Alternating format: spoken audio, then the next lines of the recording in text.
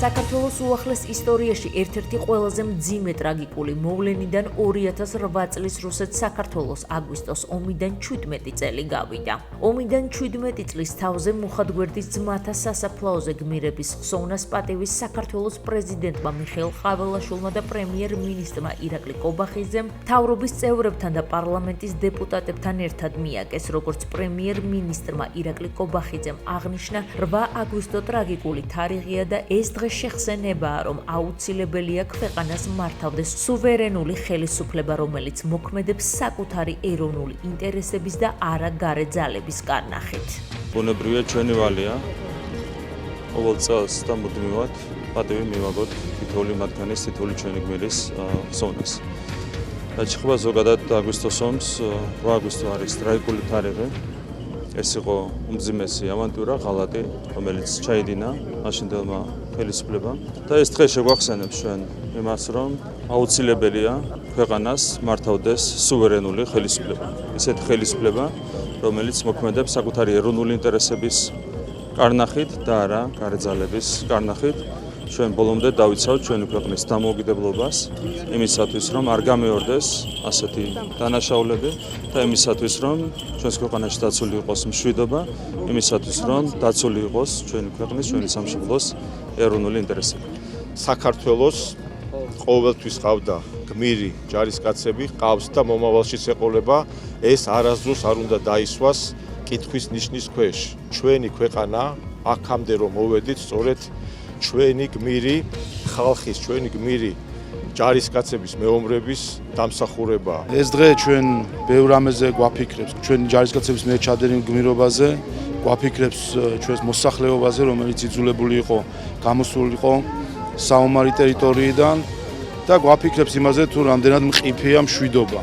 დღესაც ისევე მყიფეა მშვიდობა და ისევე მომენტალურად შეიძლება შეიცვალოს სიტუაცია, თუკი ჩვენი საზოგადოება ბრძნულად არ იმოქმედებს. ამიტომ ეს დღე არის ერთის მხრივ ჩვენი გმირების მოგონების და მეორეს მხრივ ჩვენს მომავალზე დაფიქრების დღე.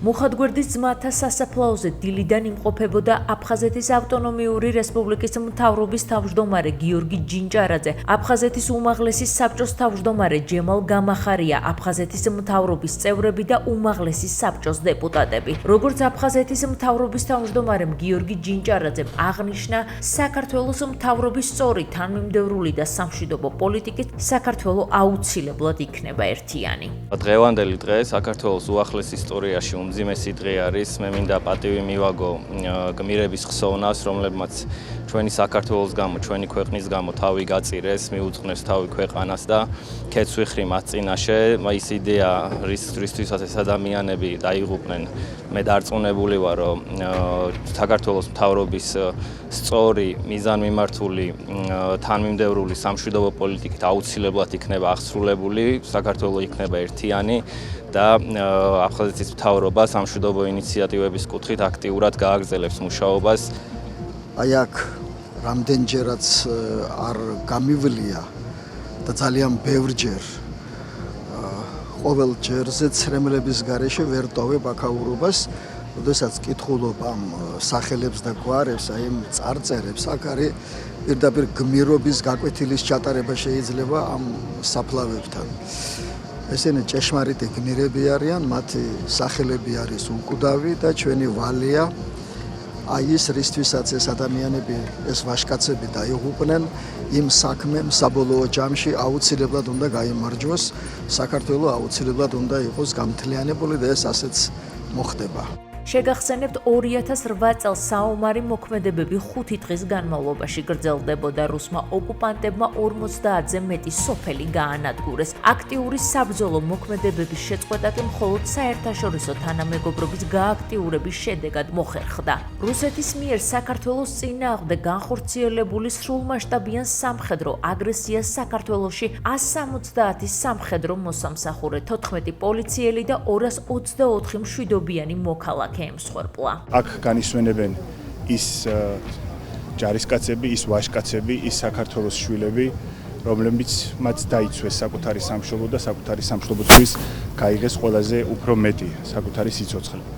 ჩვენ როგორც ლიანად თავდაცვის ძალები, თავდაცვის სამინისტრო მეც პირადად გავაკეთებთ ყველაფერს იმისათვის, რომ ღირსეულად ვატაროთ მათი ხსოვნა და რა თქმა უნდა, ხელი შეუწყოთ ყველანაირად მათ ოჯახებს. აკადემია დაამთავრა და სამხედრო გაცვლიდა. ასმეთაური იყო, მეოთხე ბრიგადის განწერული იყო, სხვა გადმოიყვანა. ერთი 3 თუ 4 ბიჭი გადაარჩინა, დაჭრილი და თვითონ დაბომბაში მოხვდა და დამიტვიეს. 8 თვე მაძებნიეს მერე და კბილები დამოვიცვანე მე.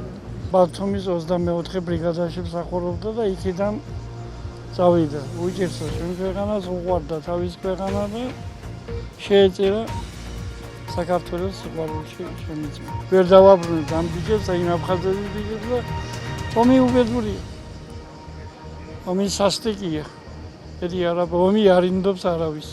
17 წლის შემდეგაც რუსეთი უარს ამბობს შეასრულოს ევროკავშირის შუამავლობით დადებული 2008 წლის 12 აგვისტოს ცეცხლის შეწყვეტის შეთანხმება და გაიყვანოს საოკუპაციო ჯარების საქართველოს ტერიტორიიდან. ასევე განაგრძობს საერთაშორისო ნორმების დარღვევით ისეთი ნაბიჯების გადადგმას, რაც ემსახურება საქართველოს განუყოფელი რეგიონების რუსეთის პოლიტიკურ, ეკონომიკურ, სამხედრო და სოციალურ სისტემაში ინტეგრაციას.